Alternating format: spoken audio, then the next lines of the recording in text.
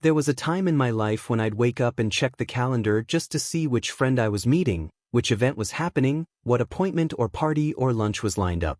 It felt good, being surrounded by people. It felt like I had a place in the world. Like I mattered. But now, I'm 65. And I avoid people. And that's not something I say with sadness. Or shame. Actually, there's peace in it. Relief, even. But it wasn't always this way.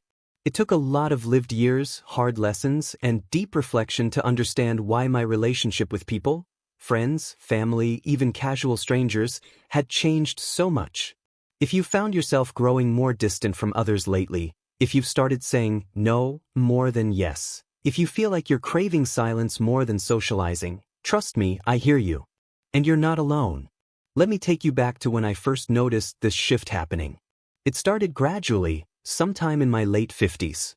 Big gatherings that used to excite me suddenly felt exhausting. The small talk, the noise, the pretending to care about things that didn't really matter anymore. I'd come home more tired than energized, wondering why I went in the first place. Then came 60. And something deeper settled in. A new kind of awareness. I started asking myself questions I'd never really asked before. Why am I spending time with people who drain me? Why am I forcing conversations that feel empty? Why am I ignoring what my heart actually wants? Peace, purpose, and presence. I wasn't becoming bitter. I wasn't angry. I was just done with the noise. Because the truth is, something shifts after 60. You begin to see life for what it really is, short, precious, and not to be wasted. You begin to see people more clearly too, who lifts you up and who weighs you down. And you realize that just because someone's been in your life for years doesn't mean they deserve to stay in your heart today. That realization, for me, was both freeing and painful. I looked around and saw how many of my relationships were built on obligation, not connection. On habit, not honesty. So I began to quietly step back. Not in anger. Not in bitterness. But in self-respect. And the first thing I noticed was how much calmer I felt. My days became quieter, yes, but also more intentional. I started spending mornings on my porch with a cup of coffee and no rush to go anywhere. I found joy in simple things. A walk around the block, reading a good book, watching the sunset. The world didn't stop. But the noise in my mind did. And let me tell you something strange but beautiful. The more I avoided people who didn't align with me anymore, the more I found myself. The version of me that was buried under years of people-pleasing, and being nice, and doing what's expected. At 65, I don't have time for masks anymore. I don't have time for shallow conversations, for gossip, for competition, for drama. I've seen enough of that in my life. What I want now is truth, kindness. And honestly, most days I find that in solitude more than in society. That doesn't mean I've shut the door on everyone. Not at all. But the people I let in now? They're the ones who meet me where I am, with no agenda, no judgment, no pressure. They're the ones who let me be quiet when I need to be, and who bring laughter when the moment feels right. Because here's what most people don't understand about aging. It's not about becoming antisocial. It's about becoming selective. You stop chasing crowds. And start cherishing peace. You stop needing to prove yourself. And start needing to protect your energy. And that's where I'm at now. So if you're watching this and you feel like you've changed, like you don't enjoy the same social circles anymore, like being around people leaves you more empty than full, please know that it's okay. More than okay. It's wise. You're not broken. You're just waking up. You're learning that not every phone call needs to be answered. Not every party needs your presence.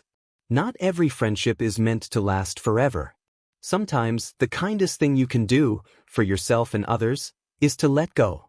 Gently. Gracefully. And in that letting go, you make space for something deeper to grow. Peace of mind, self-trust, a simpler, softer life. In the next part of this video, I'll share some of the specific experiences that made me turn inward, including a few hard truths about human behavior that only time can teach. But for now, I just want to say this. If you're in a season of solitude, embrace it. If people are walking away, let them. If your calendar looks emptier these days, maybe your soul is getting fuller. Because the truth is, after 65, Your time is your greatest treasure. Spend it where it counts. You know, sometimes we don't really change until life makes us. We don't slow down until we hit the wall. We don't look inward until the outside world stops making sense. I didn't wake up one day at 65 and decide, I think I'll start avoiding people.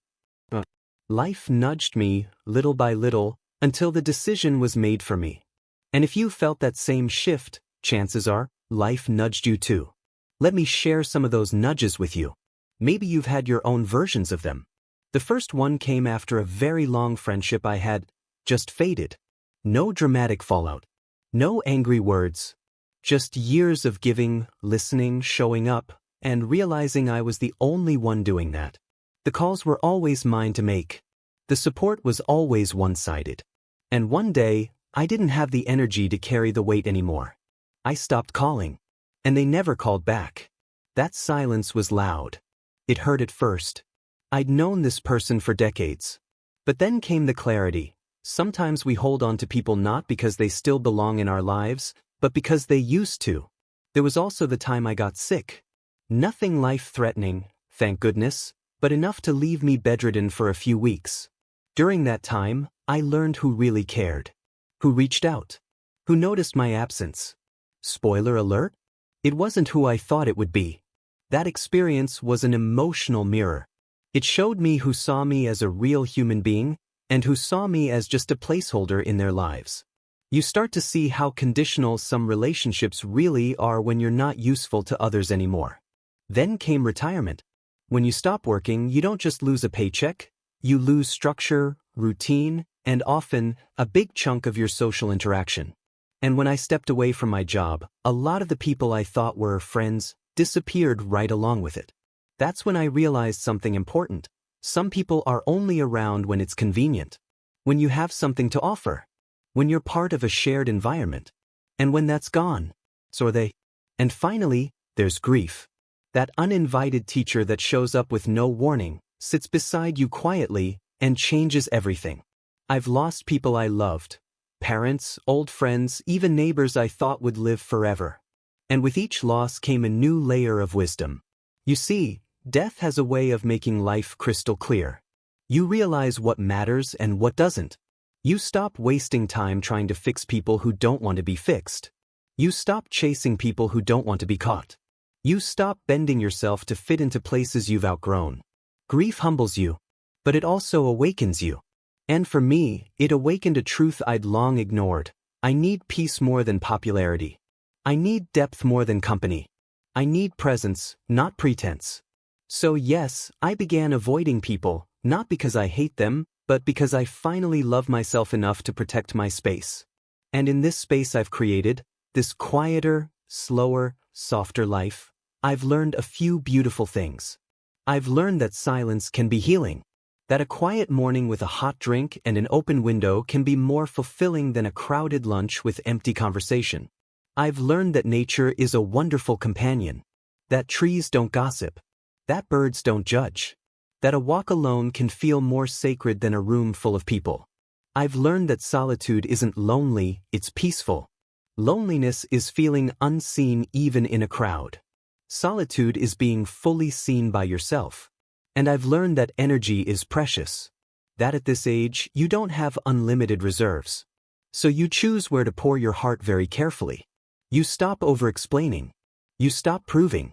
You stop apologizing for choosing yourself. That doesn't mean I don't love people. I do. Deeply. But I love myself too now. And for the first time in my life, I'm giving that love room to breathe.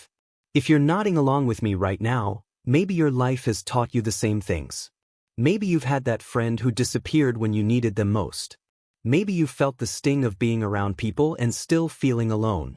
Maybe you've walked into a room full of laughter and felt like a stranger. I've been there. And maybe, just maybe, you're starting to feel what I've felt, the gentle pull toward peace. Toward pruning your life like a garden.